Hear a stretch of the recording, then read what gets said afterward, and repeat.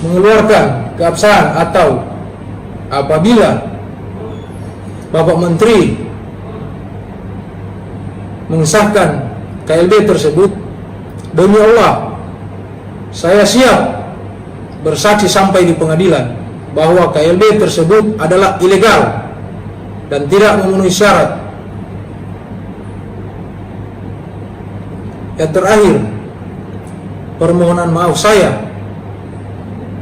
kepada Bapak Ketua Umum yang saya cintai, saya banggakan, Bapak Agus Harimurti Yudhoyono. Saya mohon maaf dengan keterlibatan saya mengikuti KLB karena iming-iming uang besar saya ikut, yang pada akhirnya saya hanya mendapatkan uang 5 juta dari hasil KLB. Kami berontak karena tidak sesuai harapan. Tiba-tiba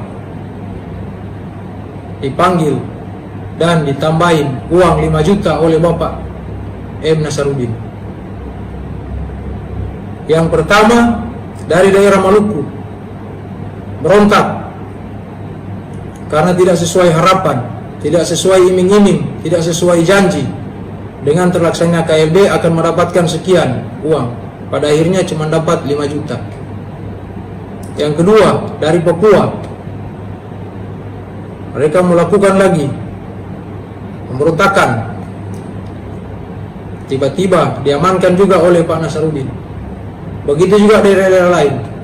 Yang terakhir itu dari Sulawesi Utara, salah satunya saya tidak terima sama sekali, karena saya sudah berkorban. Saya sudah melawan ketua DPC saya, sehingga dipanggil dan ditambah uang 5 juta. Total kita dapat uang 10 juta. Jadi yang kedua, saya mohon maaf dengan keterlibatan saya ini kepada ketua DPD saya, Bapak Mor Bastian. Mohon maaf dengan keterlibatan saya karena itu, Pak, saya diiming-iming uang. Yang paling terakhir, saya merasa bersalah dan saya merasa menyesal sudah mengikuti kongres luar biasa ini tanpa seizin ketua DPC saya yang begitu saya hormati, begitu saya banggakan, seorang guru politik saya, Bapak Insinyur Ishak Sugiha. Saya mohon maaf sebesar-besarnya dengan keterlibatan saya tanpa pamitan sama ketua, tanpa minta persetujuan, tanpa minta SK. Saya sudah melangkahi ketua, datang ikut kongres dengan ajakan Bapak Feki karena iming-iming uang gede, ingin diimingi mendapat uang 100 juta. Saya ikut. Demikian, itulah proses yang terjadi dalam kongres luar biasa Partai Demokrat di Deli Serdang, tepatnya di Sibolagi. Terima kasih. Assalamualaikum warahmatullahi wabarakatuh.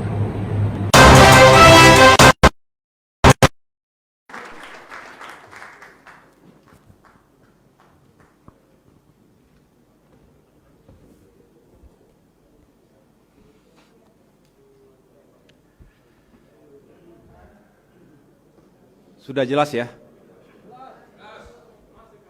Sangat jelas, artikulasinya sangat bisa dimengerti.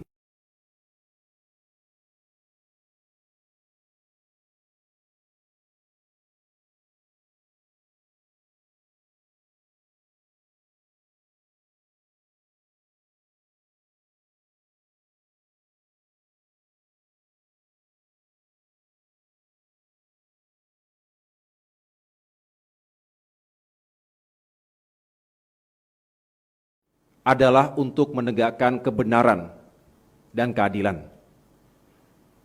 Mereka-mereka, para kader kita, banyak yang menjadi korban. Tentu merasa bersalah dan kita sebagai sahabat tentu bisa memaafkannya. Karena saya juga tidak membayangkan, pasti bergemuruh rasa hatinya. Di satu sisi, sangat berat untuk berangkat ke Deli Serdang, tapi di sisi lain mungkin ia punya kebutuhan. Nah, yang jahat itu siapa sekarang? Ya.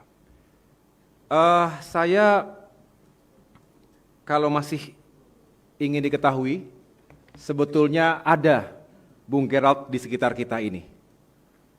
Untuk kita lebih yakin lagi bahwa ini bukan rekayasa, tidak disiapkan skripnya. Boleh Bung Gerald datang ke depan?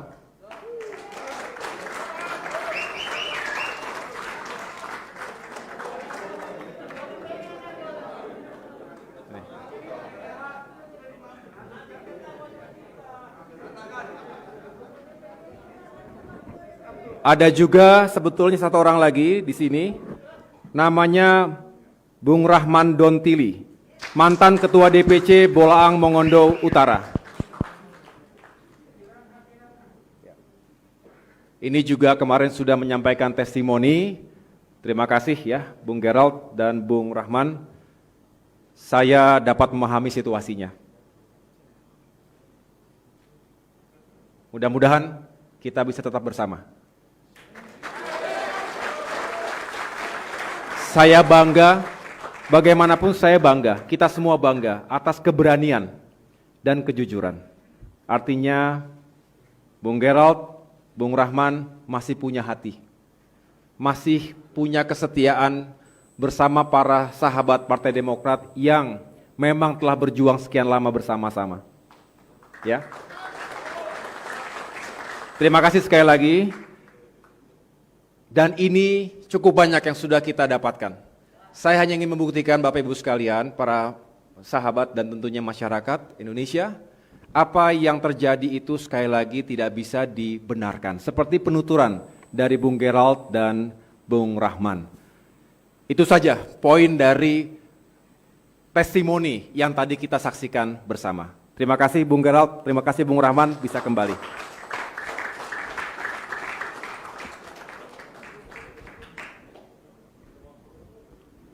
Langsung minta maaf kepada Ketua DPD-nya.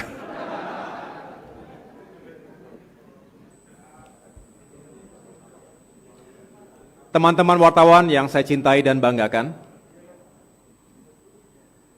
dengan testimoni yang tadi kita saksikan bersama, saya ingin mengajak kita semua untuk melakukan sebuah refleksi kebangsaan.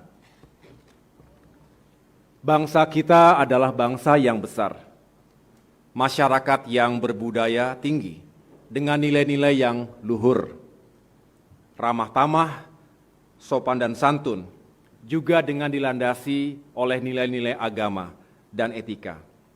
Itulah yang menjadi warisan budaya kita sesungguhnya. Sebagai bangsa yang besar, kita memiliki potensi untuk menjadi negara yang besar dan maju. Untuk menjadi negara yang besar dan maju itu tidak mungkin bisa dicapai dengan proses yang sesaat dan waktu yang singkat. Untuk itu membutuhkan proses, baik waktu dan kerja keras, keringat, bahkan darah dan air mata. Untuk mencapai tujuan besar itu, yang dibangun dengan moral dan etika. Bukan dengan jalan pintas, apalagi menghalalkan segala cara, baik menggunakan kekuatan uang maupun menggunakan elemen kekuasaan. Hari ini sebagaimana kita saksikan dalam testimoni peserta kongres ilegal tersebut, kita disajikan oleh suguhan praktik-praktik politik yang tidak fair. Saya bicara di sini tidak hanya dalam konteks sebagai ketua umum partai politik yang sah, tetapi juga sebagai generasi muda yang menginginkan masa depan atas bangsa dan negara ini yang lebih baik. Saya yakin kita semua memiliki cita-cita besar itu. Apapun identitas kita, apapun profesi dan generasi kita. Saya meninggalkan dunia militer, insya Allah dengan tujuan yang baik dan mulia, untuk sama-sama mewujudkan dan membangun demokrasi yang lebih baik melalui perjuangan politik. Bagi saya, seperti yang dikatakan Bung Leimena, sebagai salah satu pendiri bangsa, politik seharusnya adalah etika untuk mengabdi, bukan semata-mata cara untuk berkuasa. Inilah esensi dari konferensi pers sore hari ini.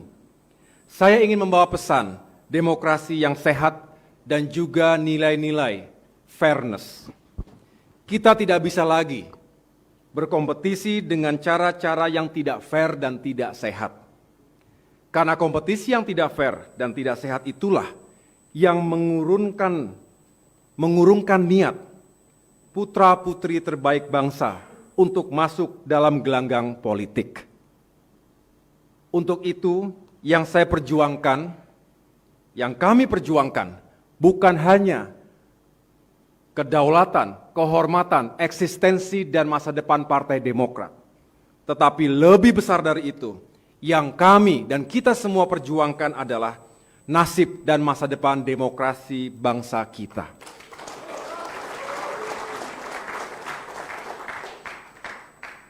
Terhadap KSP Muldoko, secara pribadi, saya tidak ada masalah dengan beliau. Tapi jujur, yang membuat saya kecewa, karena suka atau tidak suka, beliau terlibat dalam gerakan pengambil alihan kepemimpinan Partai Demokrat. Tetapi sebagai manusia biasa, tentu kita semua ada kurang dan salahnya. Untuk itu, apabila beliau menyadari kekeliruannya, saya pribadi tentu memaafkannya.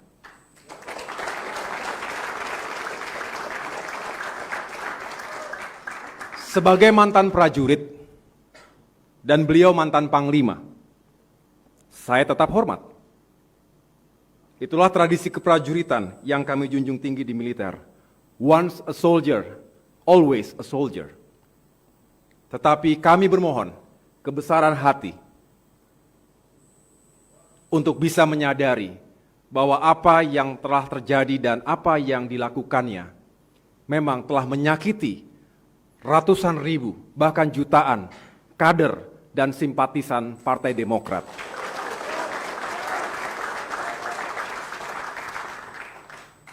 Akhirnya saya berpesan kepada seluruh kader dan simpatisan Partai Demokrat dimanapun saudara berada, meski kita miskin harta, tetapi jangan miskin harga diri.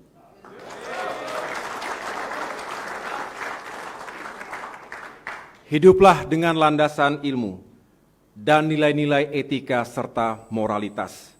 Karena dengan landasan-landasan itulah, insya Allah negara kita akan semakin besar dan maju. Demokrat ingin menjadi bagian dari itu. Terima kasih, kurang lebihnya saya mohon maaf. Wassalamualaikum warahmatullahi wabarakatuh.